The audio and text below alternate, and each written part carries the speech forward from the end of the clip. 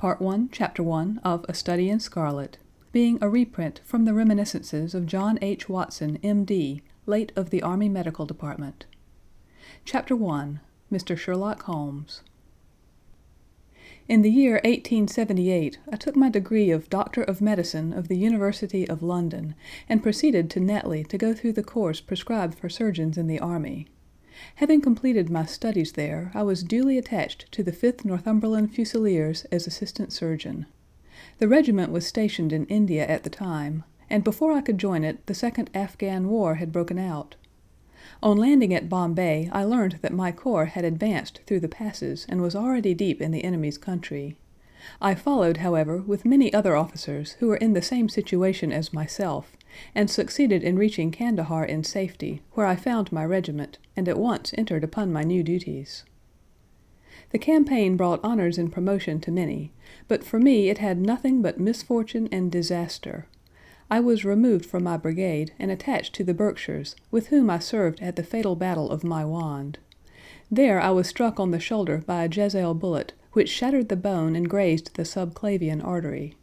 I should have fallen into the hands of the murderous Ghazis had it not been for the devotion and courage shown by Murray, my orderly, who threw me across a pack horse and succeeded in bringing me safely to the British lines.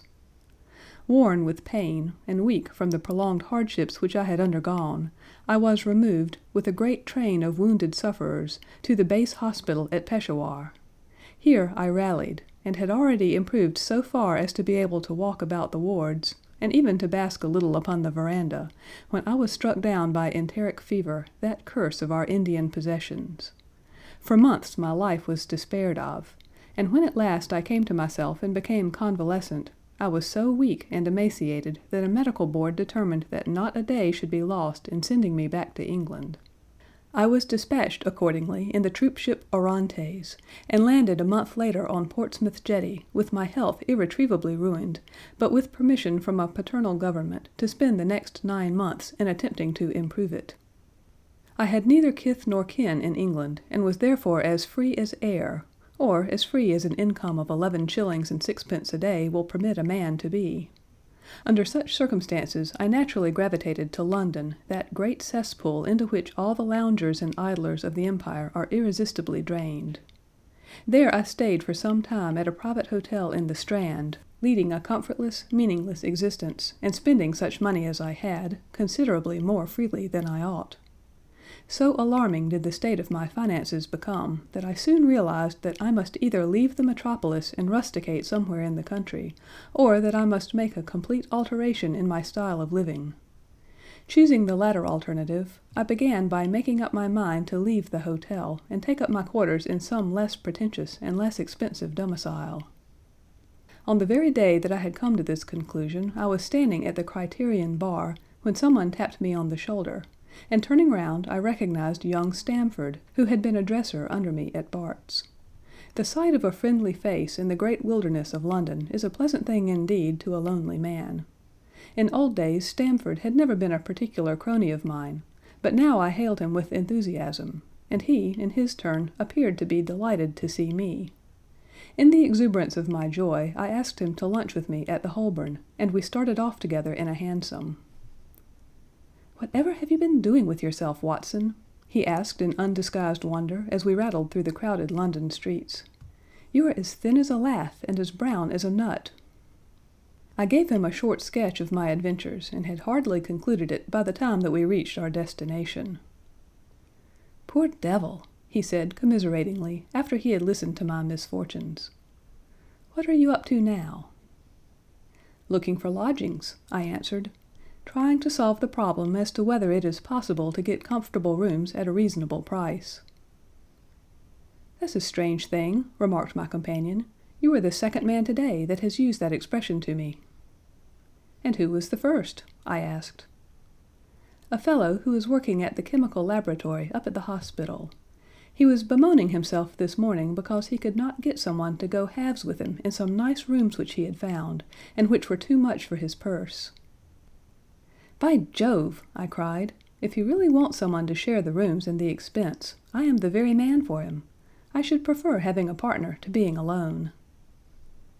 Young Stamford looked rather strangely at me over his wine-glass. "You don't know Sherlock Holmes yet," he said. "Perhaps you would not care for him as a constant companion." "Why, what is there against him?" "Oh, I didn't say there was anything against him. He is a little queer in his ideas, an enthusiast in some branches of science. As far as I know, he is a decent fellow enough." "A medical student, I suppose?" said I. "No, I have no idea what he intends to go in for. I believe he is well up in anatomy, and he is a first-class chemist. But as far as I know, he has never taken out any systematic medical classes. His studies are very desultory and eccentric, but he has amassed a lot of out-of-the-way knowledge which would astonish his professors." "Did you never ask him what he was going in for?" I asked. "No, he is not a man that it is easy to draw out, though he can be communicative enough when the fancy seizes him." "I should like to meet him," I said. "If I am to lodge with anyone, I should prefer a man of studious and quiet habits. I am not strong enough yet to stand much noise or excitement. I had enough of both in Afghanistan to last me for the remainder of my natural existence. How could I meet this friend of yours?" "He is sure to be at the laboratory," returned my companion. "He either avoids the place for weeks, or else he works there from morning till night. If you like, we will drive round together after luncheon." "Certainly," I answered, and the conversation drifted away into other channels. As we made our way to the hospital after leaving the Holborn, Stamford gave me a few more particulars about the gentleman whom I proposed to take as a fellow lodger. "You mustn't blame me if you don't get on with him," he said. "I know nothing more of him than I have learned from meeting him occasionally in the laboratory. You proposed this arrangement, so you must not hold me responsible." "If we don't get on, it will be easy to part company," I answered. "It seems to me, Stamford," I added, looking hard at my companion, "that you have some reason for washing your hands of the matter. Is this fellow's temper so formidable, or what is it? Don't be mealy-mouthed about it." "It is not easy to express the inexpressible," he answered, with a laugh. "Holmes is a little too scientific for my tastes. It approaches to cold-bloodedness. I could imagine his giving a friend a little pinch of the latest vegetable alkaloid. Not out of malevolence, you understand, but simply out of a spirit of inquiry in order to have an accurate idea of the effects. To do him justice, I think that he would take it himself with the same readiness. He appears to have a passion for definite and exact knowledge." "Very right, too." "Yes, but it may be pushed to excess. When it comes to beating the subjects in the dissecting rooms with a stick, it is certainly taking rather a bizarre shape." "Beating the subjects?" "Yes, to verify how far bruises may be produced after death. I saw him at it with my own eyes." "And yet you say he is not a medical student?" "No. Heaven knows what the objects of his studies are. But here we are, and you must form your own impressions about him." As he spoke, we turned down a narrow lane and passed through a small side door which opened into a wing of the great hospital. It was familiar ground to me, and I needed no guiding as we ascended the bleak stone staircase and made our way down the long corridor with its vista of whitewashed wall and dun-colored doors. Near the farther end a low arched passage branched away from it and led to the chemical laboratory. This was a lofty chamber, lined and littered with countless bottles. Broad, low tables were scattered about, which bristled with retorts, test tubes, and little Bunsen lamps with their blue flickering flames. There was only one student in the room, who was bending over a distant table absorbed in his work. At the sound of our steps he glanced round and sprang to his feet with a cry of pleasure. "I've found it! I've found it!" he shouted to my companion, running towards us with a test tube in his hand. "I have found a reagent which is precipitated by hemoglobin and by nothing else." Had he discovered a gold mine, greater delight could not have shone upon his features. "Dr. Watson, Mr. Sherlock Holmes," said Stamford, introducing us. "How are you?" he said cordially, gripping my hand with a strength for which I should hardly have given him credit. "You have been in Afghanistan, I perceive." "How on earth did you know that?" I asked in astonishment. "Never mind," said he, chuckling to himself. "The question now is about hemoglobin. No doubt you see the significance of this discovery of mine?" It is interesting chemically, no doubt, I answered, but practically... Why, man, it is the most practical medico-legal discovery for years. Don't you see that it gives us an infallible test for bloodstains? Come over here now." He seized me by the coat sleeve in his eagerness, and drew me over to the table at which he had been working. "Let us have some fresh blood," he said, digging a long bodkin into his finger, and drawing off the resulting drop of blood in a chemical pipette. "Now, I add this small quantity of blood to a liter of water. You perceive that the resulting mixture has the appearance of pure water. The proportion of blood cannot be more than 1 in a million. I have no doubt, however, that we shall be able to obtain the characteristic reaction." As he spoke, he threw into the vessel a few white crystals, and then added some drops of a transparent fluid. In an instant the contents assumed a dull mahogany color, and a brownish dust was precipitated to the bottom of the glass jar. "Ha, ha!" he cried, clapping his hands, and looking as delighted as a child with a new toy. "What do you think of that?" "It seems to be a very delicate test," I remarked. "Beautiful, beautiful! The old Guiacum test was very clumsy and uncertain. So is the microscopic examination for blood corpuscles. The latter is valueless if the stains are a few hours old. Now this appears to act as well whether the blood is old or new. Had this test been invented, there are hundreds of men now walking the earth who would long ago have paid the penalty of their crimes." "Indeed," I murmured. "Criminal cases are continually hinging upon that one point. A man is suspected of a crime months, perhaps, after it has been committed. His linen or clothes are examined, and brownish stains discovered upon them. Are they blood stains, or mud stains, or rust stains, or fruit stains, or what are they? That is a question which has puzzled many an expert. And why? Because there was no reliable test. Now we have the Sherlock Holmes test, and there will no longer be any difficulty." His eyes fairly glittered as he spoke, and he put his hand over his heart and bowed as if to some applauding crowd conjured up by his imagination. "You are to be congratulated," I remarked, considerably surprised at his enthusiasm. "There was the case of von Bischoff at Frankfort last year. He would certainly have been hung had this test been in existence.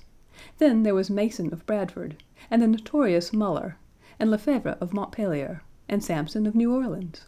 I could name a score of cases in which it would have been decisive." "You seem to be a walking calendar of crime," said Stamford, with a laugh.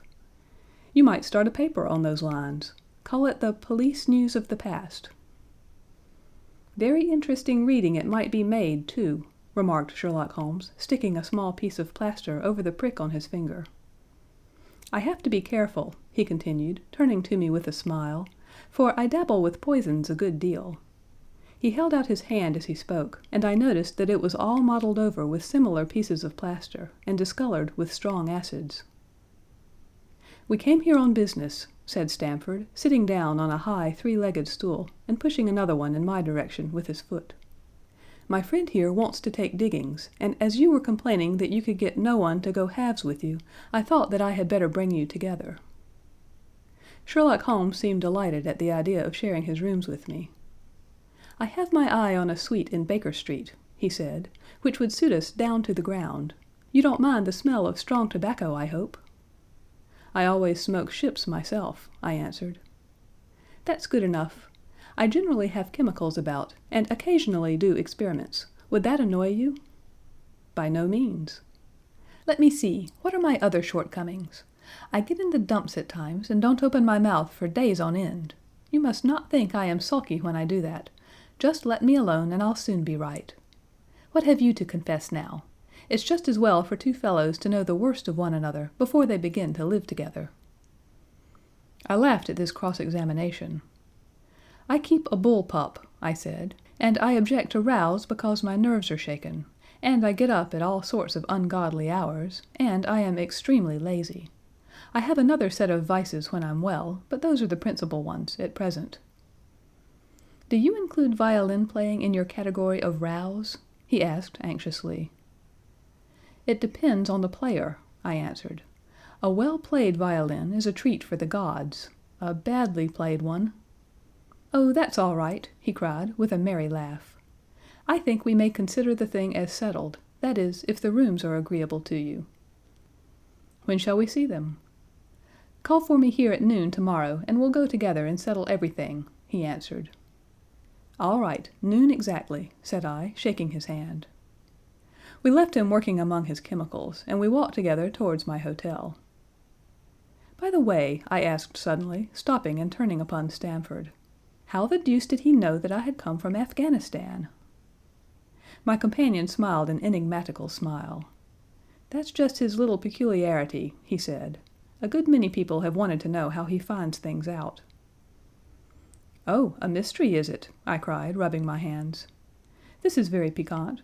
I am much obliged to you for bringing us together. The proper study of mankind is man, you know." "You must study him, then," Stamford said as he bade me good bye. "You'll find him a knotty problem, though. I'll wager he learns more about you than you about him. Good bye." "Good bye," I answered, and strolled on to my hotel, considerably interested in my new acquaintance. Part 1, Chapter 1